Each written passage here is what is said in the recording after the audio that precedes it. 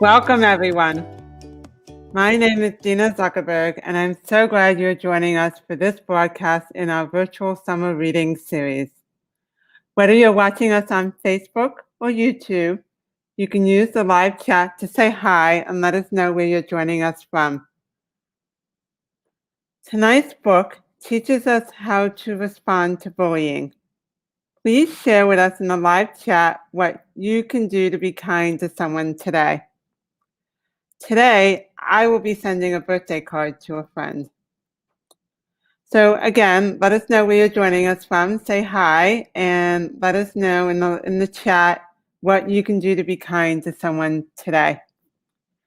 One note is that this broadcast is live and public, as are your comments. We love hearing from you and may display your questions and comments during the broadcast, so send them in. Welcome again to those who've just tuned in. If you're joining us, say hi and let us know where you're joining us from. Tonight, we are giving away 2 signed copies of Dani and the Day the Bully Changed Everything to 2 lucky winners. We'll select 1 winner from our list of registrants, and 1 winner will be chosen from participants in the live chat. So be sure to sign in to Facebook or to your Google account on YouTube and let us know you're here. So again, say hi from where you're joining us from. The winners will be announced at the end of the broadcast, so be sure to stick around and find out if you've won. My name is Dina Zuckerberg, and I am the Director of Family Programs at MyFace. For 70 years, MyFace has been dedicated to changing the faces and transforming the lives of children and adults with facial differences by providing access to holistic comprehensive care, education, resources, and support that paves the way for better outcomes. MyFace aims to provide individuals and families with the care, tools, and information they need to successfully navigate their journey and let them know they are never alone. We have Kathy saying hi from the Windsor, Ontario, Canada. Thank you for joining us from Canada. Before I bring on tonight's special guest, we have one more read aloud coming up in August. You can RSVP to receive invites to the MyFace Virtual Summer Series at myface.org/summer series. Unfortunately, I dealt with teasing and bullying myself growing up. Kids would say mean things and they would exclude me. I only wish books like this existed when I was a child. So I'm particularly excited to be introducing tonight's special guest. Donna Rooney is the author of the children's chapter book, Dani and the Day the Bully Changed Everything. She began her career working in the television industry, and after 10 years, Donna went into the field of public relations working at a top firm in Manhattan before embarking on her own. Donna has contributed articles to American Spa and for the Vibe magazines and wrote a chapter in The Spirit Whispers. Out of great concern for our youth and the bullying epidemic, Donna wrote Dani and the Day the Bully Changed Everything, which she was encouraged to publish by the students in her son's elementary class. And I know she'll talk a little bit about that. The month Dani was released, it made Outskirts Press Top 10 best-selling books in self-publishing list for June 2016. Since the launch of her book, Donna has been speaking at schools, camps, and various venues, empowering children to replace fear with power, to end bullying, plus challenging them to be kind. A New Yorker at heart, Donna now lives in Connecticut with her husband, who's a special education teacher, and her son. Thank you, Donna, for being with us tonight. Thank you, Dina. I'm delighted to be here. Yes, welcome. Thank you. So before you read your book, I was wondering if you could tell us why you decided to write Dani and the Day the Bully Changed Everything. Sure. Actually, it's interesting because I never intended to write a book. It was just this random day in my town. I was walking around the track and I noticed a bunch of kids running, and there was one boy that was lagging behind. And I thought, wonder what's going on in his mind. He looked rather sad and down. I was at the store. I noticed some girl crying on a cell phone outside the store, and I thought, what's going on in her life? And it was just like one random day, I noticed these teenagers, probably middle school, high school age. And that night when I got home, put on the news, and I had worked in national news before, and thought, oh my gosh, there's another bullying story. And I had this idea that if I could write a story for younger children to relate to animals, because animals are naturally loving and unconditional love and non-threatening, if they could learn to be kind and compassionate at a young age, maybe, just hopefully, we would have less of this bullying when they get older. Yeah, I really believe that if we can teach kids at a young age, I think because before they have I think they're just naturally curious at a certain point. So I think that is really, I agree with you. I think it's really important to educate kids at a young age and to teach them about these things. Can you give an introduction to the characters in the book? Sure. Well, I will start with Dani, and she is a tomboy. She's 11 years old who lives on the farm with her parents and her grandmother, and the farm has been in her family for 5 generations. And she's really proud of the fact that so much of the knowledge about farm animals has been passed down to her, and she knows a lot about animals. And when I wrote the characters, I did a lot of research also into animals because I wanted them to be authentically who they are. So we are first introduced to Tornado, the chicken, who is very fast-talking, fast-moving, and Dani certainly relates to her. But Tornado is an Easter egger. So what makes her unique is that she lays beautiful blue eggs. Sets her apart from some of the other chickens on the farm. We are introduced to the pig, Truffles, who is a carefree, fun-loving animal. Dani knows that pigs don't smell because they don't have sweat glands. I mean, they will get covered with mud and have a good time with that, but they don't have sweat glands. And so she loves the fact that she knows these little tidbits about who they really are and knows what's fact and what's a myth. We are introduced to Belle the cow. Belle was born on a beautiful morning when the church bells were ringing above, and Dani's mom said, let's call her Belle. Now, Belle was born with one leg shorter than the rest. And Dani learned a lot of compassion by taking care of Belle as Belle got older. We are introduced to Sheepy number 1, who actually I named after my son's stuffed animal, Sheepy number 1. And sheep are naturally shy. They have no defense mechanism. And so Dani feels that she likes to protect them. And in return, Sheepy number 1 gives her lots of comfort. And we have Lightning the horse. He is the beautiful black stallion who has won lots of awards. And so in the first chapter, we're introduced a little bit more in depth, but that's really the gist of it for the characters. I'm, happy to, if you want me to go through a little bit more of the book. Yeah. I'd like to now, invite you to share a little bit more and read some excerpts from your book. Okay, great. Well, I think I'm just going to briefly let everybody know first off the bat that, I really believe in kids, and I truly believe they have the power to change the world. And I have dedicated this book to all the children. You truly have the power to change the world. And if you're listening tonight, please know that I truly mean that, and you do. So we're introduced to the characters, and then in chapter 2, we're noticing that Dani is not the same girl who jumped off the bus in chapter 1 and enthusiastic and loves life. She almost forgets to get off the bus in chapter 2 and very down, very upset. And what is on her mind is that she witnessed a bullying at school for the first time. And she can't believe that she did not say anything, that nobody said anything.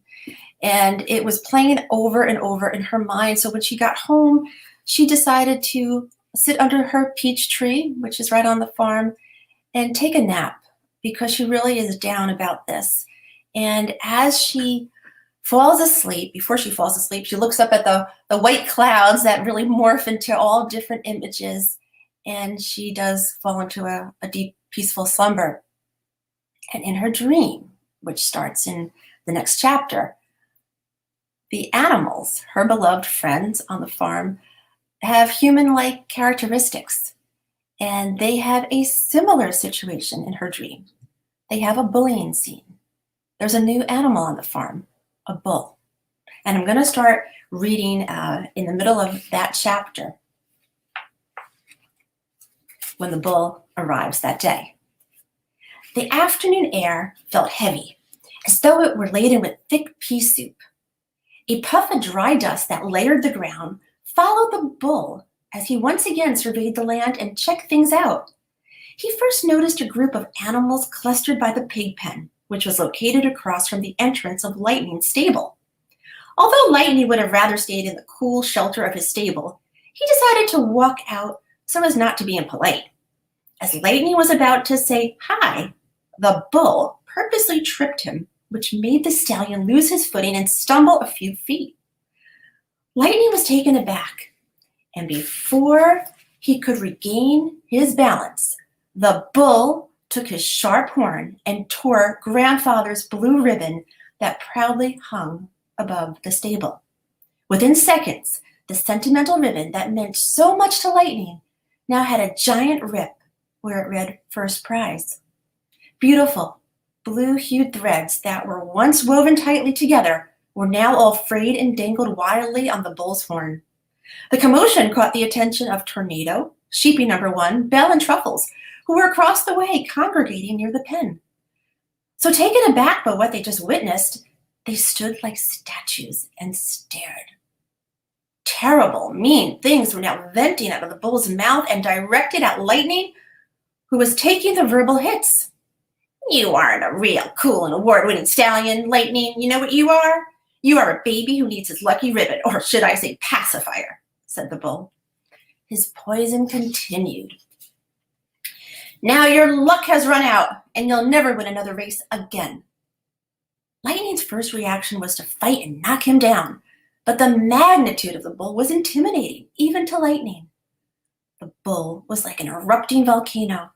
Each word he yelled out was like hot, molten lava, filling the air with untrue statements about Lightning and about his grandfather. It was a brutal, verbal attack that had never before happened on the farm. The strong, handsome, smart stallion felt just the opposite of all those qualities at that moment. Although he tried, Lightning was unable to conceal the pain any longer. His heart felt ripped in half, just like his grandfather's sentimental prize ribbon, and began to cry. As Lightning's tears flowed, the bull's hollering laughter became even louder. Even as the bull started to slowly walk away, Lightning could still hear his grating laughter loudly in the distance, which shook his confidence and body with fear. Lightning's friends were all in shock at what they had just witnessed. However, no one uttered a single word.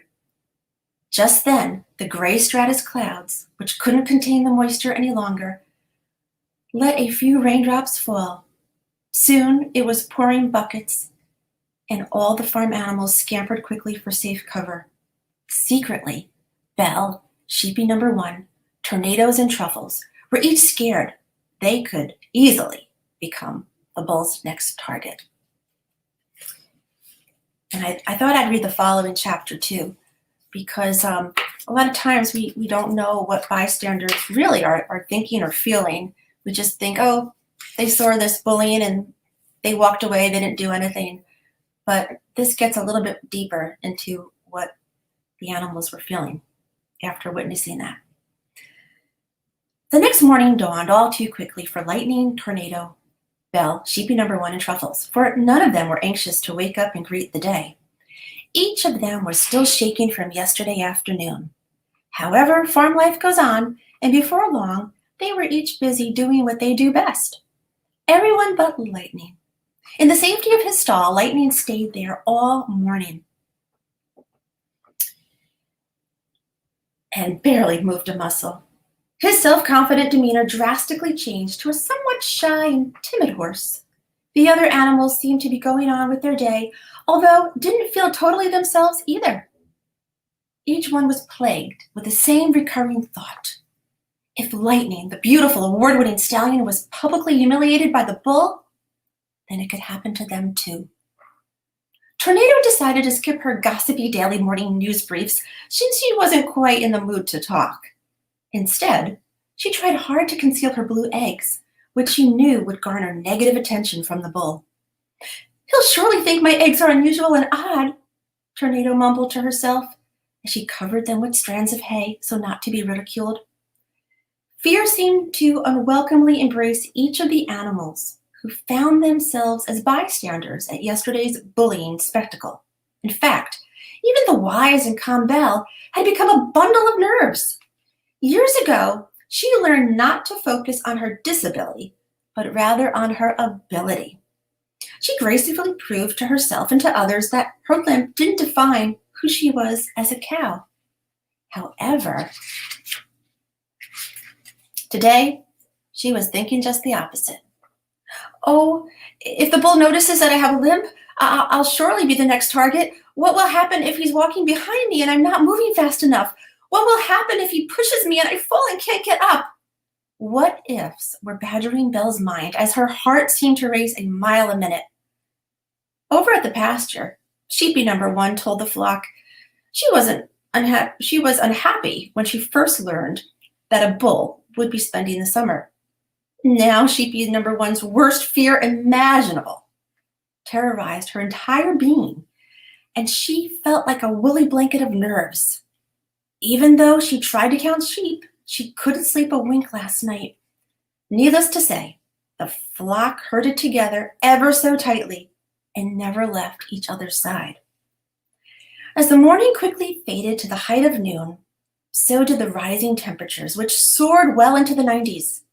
On any hot afternoon, it was a sure thing that Truffles and the piggies could be found cooling off in the squishy, gooey mud. But not this sizzling summer day. No, this day felt entirely different. There was no way Truffles would be caught with mud on his nose, or any place for that matter, while the bull was on the premises. Acting out of character, Truffles kept impeccably clean on what became the hottest day on record. When the day came to a close, Lightning, Tornado, Belle, sheepy number 1, and Truffles each seemed to have successfully avoided the bull. This extreme behavior of altering their personalities kept up for 2 painfully long days. The farm animals were not joyful as they had been before the bull arrived.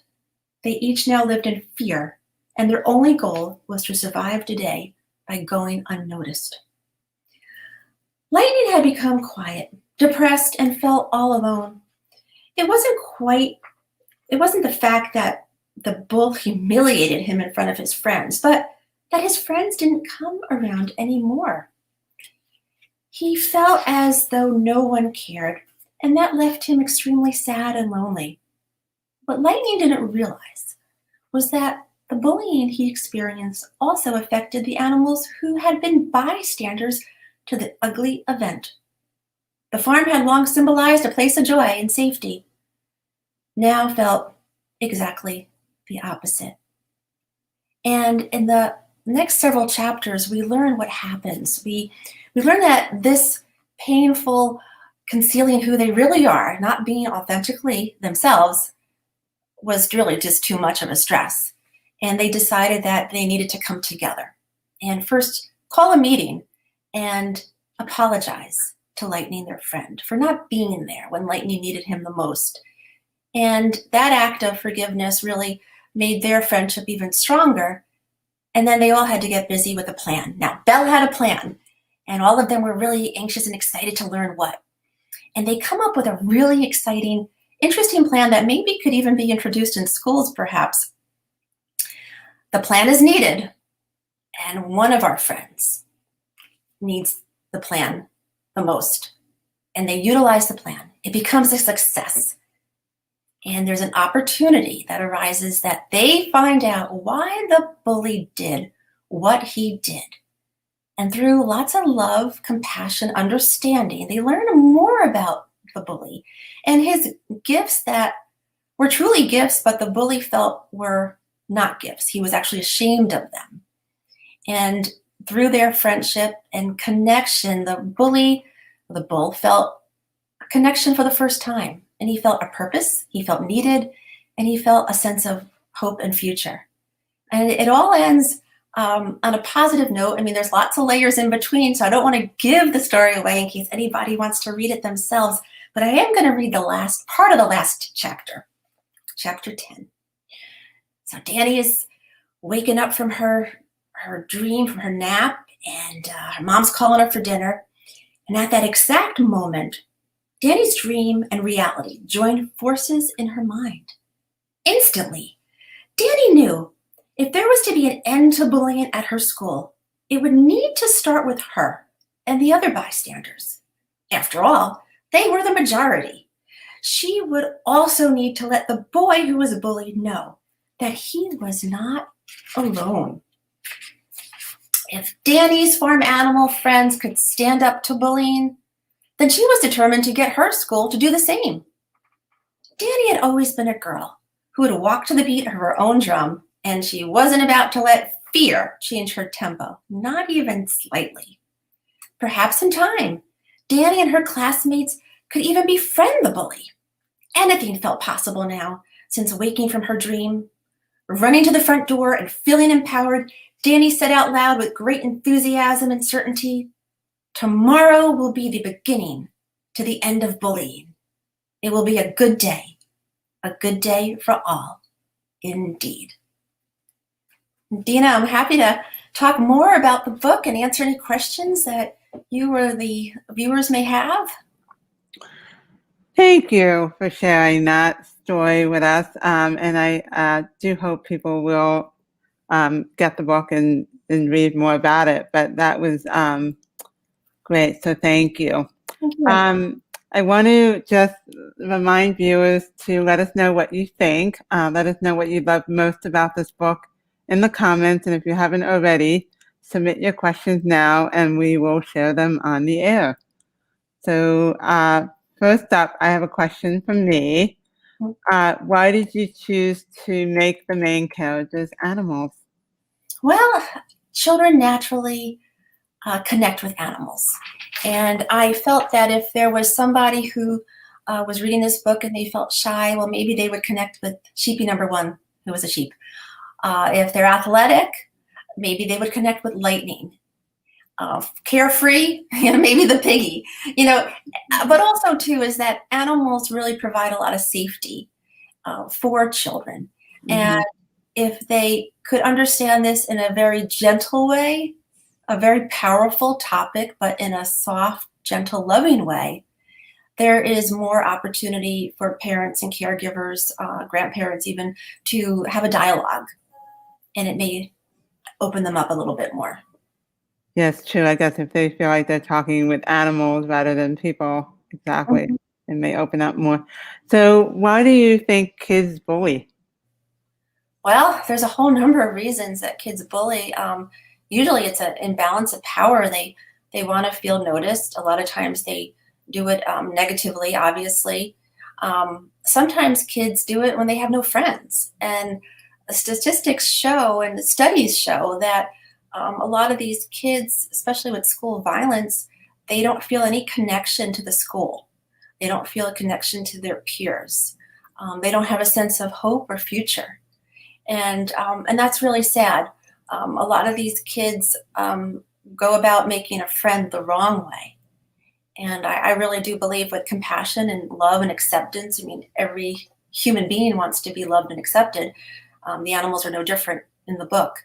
And so, a lot of times it's things that are maybe happening at home. And then a lot of times, too, it's just kids with their own mental health issues that may be perceived as a bully, but maybe not really deep down inside. I don't think any child sets out to be a bully. I really don't. I think life circumstances take them down that path, but I do believe and feel that there is always hope for everyone to change.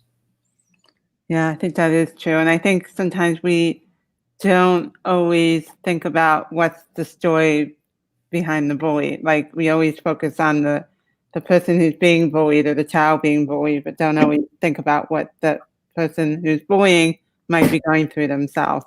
Right. So we have a question from Jason and Brittany. They say, we have got to find this book to read it all. Thank you.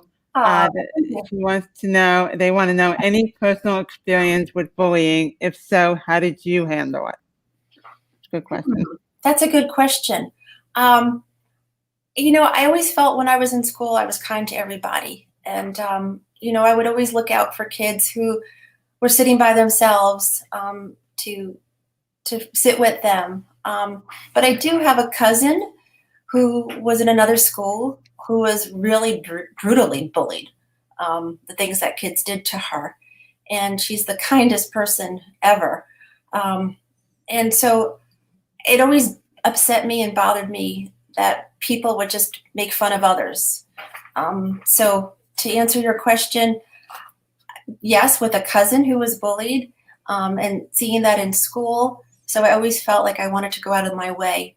And the people who I would go out of my way with, I'm glad that I actually became to know them because they're wonderful people.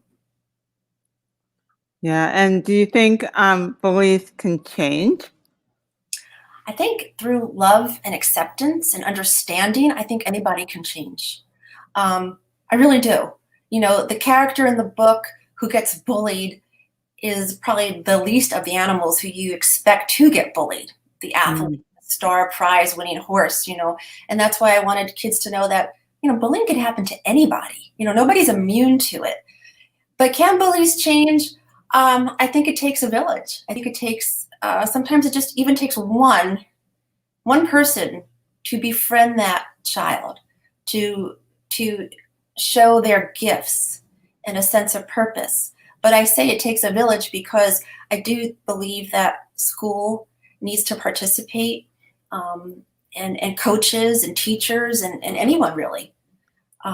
So when I did the book, and but it was before it became published, I did read it to my son's class, and there was a little boy in that class who I knew would say mean things to kids. I don't want to call him a bully, but he wasn't very kind. And later on, I would see him at school and he would start talking to me and say, I'm going to write my own book too. And I started to see a little bit of a turn in him.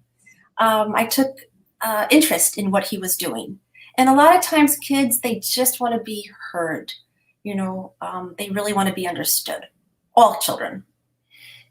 So true.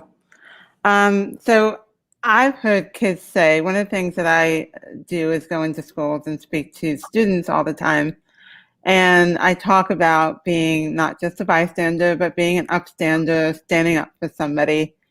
And every once in a while, a child will raise their hand, a student, and say that they want to stand up for someone, but they worry that the kids will then turn on them. Mm-hmm. What do you say to that child now that you've written this book and have thought about this? What would you say to that child who says, I'm afraid to do that because what if they start picking on me because I stood up for somebody? Mm-hmm. Sure. Well, that's a natural fear. That's fear for adults too, right? To stick up and do the right thing. But when I tell children that, well, first of all, if they feel that they can say something, statistics show that peers can stop bullying within seconds. They have more power than parents and adults, really. And kids will listen to kids. I tell those children who say to me, well, I can't say anything. I'm really afraid, like exactly what you said, they may turn on me. So I tell them there's a lot of things that they can do. They can first, if they are a bystander and witnessing something, they can go over to that child who's being bullied and say, hey, I have a question about the homework assignment, or make something up, or pull them away from the situation. Normally, as we know, bullying takes place around large groups of kids, usually on the playground or in the cafeteria. So if you're on the playground, I tell children, say, oh yeah, will you come over and play with us? Or come over to the swings with me. Or at cafeteria, come over and sit next to me. Basically diffuse the situation and remove that person from that situation. They can also, if they feel they can't say anything at that moment, later on, a kind word to that person who was bullied goes a long way. A lot of times kids freeze at the situation, but they don't think about the child who was bullied and what they're feeling because they're traumatized themselves. It's a triad, they're all in that together, although we don't realize it. We always just think it's the bully and the victim, but the bystanders are a portion of that as well. So I tell kids to keep your eyes and ears open, to be superheroes, to stick up for others, to stick together, to say something. And maybe also that child who's being bullied, and if it happened, let's say in the cafeteria, well, you tell that child, hey, sit with us tomorrow. There's more power in numbers. And we have to remember the bystanders are the majority. Right. Yeah, one of the things when I do these school visits and talk to the students, I'm always emphasizing exactly what you said to, if you take the child who's being picked on out of that situation by saying, let's go to class together, let's eat together, let's hang out together, I think that really can be really important. And I also always say, sometimes a simple hello and smile can really make a difference for that person. Mm-hmm. And so I encourage that as well. So since we posed the question to the audience today, I'll ask you first, how do you define kindness? And then what do you plan to do to be kind to someone today? Or have you done today to be kind to somebody? Sure. Actually, I did do something kind today.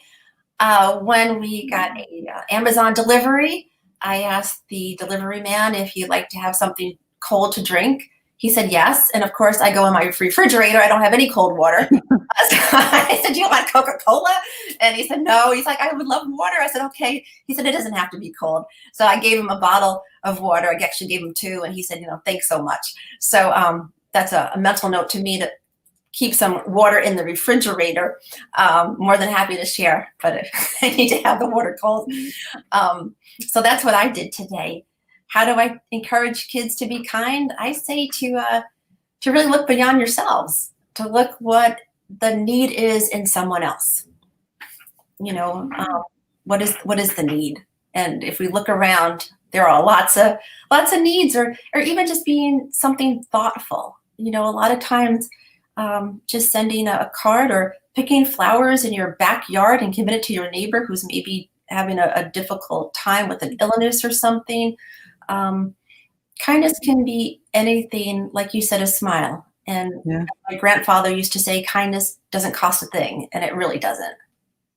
It only expands it, it trickles it out into the world. Absolutely. Somehow when you were talking about flowers, I remember when I was a little girl, and I go for walks with my grandmother, and I would pick these little yellow flowers, and I so proudly bring them home to my mother, and she would proudly put them in a vase. They probably died pretty quickly, but I just remember that act of doing that and feeling so proud when I brought them home. So That's great. That's great. And that probably meant so much to her, more than you probably even know. Exactly. Yeah. So what did you learn when writing Dani and the Day That Really Changed Everything? Oh my gosh, I learned a lot. Because, as I was before I wrote the book, I would go to different seminars, listen to people. One particular man actually talked about his child who was bullied so much that sadly his son committed suicide. And that talk really, really shook me to the core, because we don't know sometimes what's happening in our children's lives if they don't talk about it, or they came home and they say everything's fine. But I learned that bullying can sadly end in that way, and I never want that to end for anybody. I learned that bystanders can stop bullying within, I think it's like 13 seconds or something. I don't know how they come up with that research, but there is research on it, that they have the most power. I learned that even talking with adults, when the book first came out and I did a little book tour and people would come up to me and a lot of adults were buying the book. And one woman said, she said she must have been in her 60s. And she said, I was bullied as a kid. And I have to say, I'm buying this book for myself because I want to be validated. I want my feelings to be validated. I also learned that there could be in one family, you can have one grandmother came up to me and she said, I'm buying the book for both my grandkids, one who does the bullying and one who gets bullied. And I'm going to have them read me the book. So I really learned that in families, you can have a victim and a bully. And that doesn't say anything about parenting. As parents, we try to do the best we can. But a lot of kids are dealing with a lot of different issues and we don't know how it's going to present in the outside world, but we do our best and we try to teach kindness all the time. Yes, so important. It's interesting. I was that child who came home and said everything was fine. And when the kids were picking on me and excluding me, I think exclusion is another piece of it. Yes. It's not just it's the sitting alone on the school bus or in the lunchroom. I think that can be just as somehow hurtful, and you can internalize that just as much. So, what was the writing process like for you? Or actually, let me ask you that first. Sure. Interestingly enough, the writing process for me was probably one of the most joyful things I've ever done professionally. I felt like I did a lot in different industries, television industry and PR, and been to some really interesting places, met lots of interesting people. But the writing process was like above and beyond because I was able to go into my head. I was able to take facts, but also create and craft a story. And I think it's that creativity. I felt like it brought me back to the creative part that I think sometimes, we do creativity in other ways. I play the piano and do artwork, but writing for me was a whole new avenue. I mean, I wrote articles and all and PR press releases and things, but writing a book was a whole new thing. And I found it exciting, interesting. I couldn't wait to get back to the characters. So I really enjoyed the process a lot. So what advice would you have for an aspiring writer who may want to share their story? Sure. I say do it. I say, whatever you inspired to do, whether it's writing or whether it's, going to run a marathon, do it. It's funny. I started the book. It was the first day of the Winter Olympics. I think it was in Russia, the Olympics in 2014. So that's the first day I started writing the book. I figured, well, that's a good sign, let me start there because I didn't know what the process was going to be. I tell everybody, get your thoughts on paper. If you don't want to write, physically write it down, record it, keep it a journal, but just do it. And don't worry about the editing. Don't worry if it's not good enough. If it's a story and it moves even one person, well, then it's enough. Yeah, I've been learning that because I've started writing articles recently, and I was the kind of person who said, I can't write, I don't know how to do this. And then I just started writing, and sure enough, I've been able to get a couple of articles out there. Oh, really? So it is a process, but and it's very rewarding, I must say. So what do you think, my last question is, what do you think the main message is that everyone should take away from your book? The main message. Well, I think the main message, and it's a universal message for children and adults and for every person, is to really celebrate who you are. Be authentic, be who you are while being kind and empathetic toward others. Sometimes things look fine on the outside, but we really don't know what people are dealing with on the inside. So every person you meet is struggling in some area of their life. It may not be presented, visibly presented. So I say to be kind, understanding, empathetic, accepting to everybody. I love that. And I think that's a great message to remember. I want to say that it's been an absolute pleasure, Donna, to have talked to you tonight. Thank you. And we can't thank you enough for joining us. And I must also thank Pat Shabaro, one of my favorite people, for introducing us. Yes, thank you, Pat. Yeah. So, please share your appreciation for Donna and her book in the live chat. And if you don't already own it, you can find or request the book at your local bookstore or on Amazon.com. So thank you again, Donna. Oh, thank you, Dina. Yeah. And thank you for all that you're doing in the Thank world. you. Stop Thank you. bullying. You know, it takes a village, and thank you for doing It does. Thank you. Thank you. Okay. So we hope to see you at our next author read aloud. It will be our last one, and Q&A on Tuesday evening, August 24th at 6 p.m. Eastern Time with Rena Rosen, author of The Courage to Be Kind.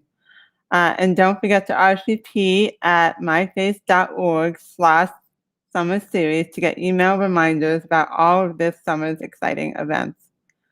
We have also recently launched a new monthly broadcast and podcast called My Face, My Story that you can find on Spotify, Apple, and Google Podcast services, as well as on My Face's YouTube and Facebook channels.